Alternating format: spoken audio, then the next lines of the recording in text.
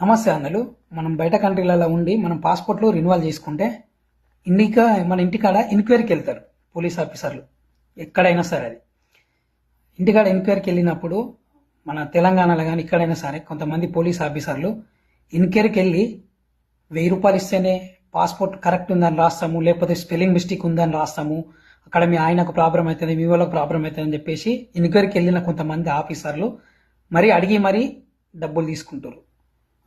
Sir, మేము taxi రూపంలో మీకు జీతాలు ఇస్తున్నాం. మీకు నెలకు 70,000 జీతాలు, 80,000, 60,000, 50,000 ఉండొచ్చు. మేము ఇచ్చే ఒక్కరోజు మీరు 5 పాస్పోర్ట్లు చేస్తే పాస్పోర్ట్ వెనక ₹1000 తీసుకుంటే 5,000 అవుతాయి. అంటే నెలకు ఎన్ని తీసుకుంటారు సార్?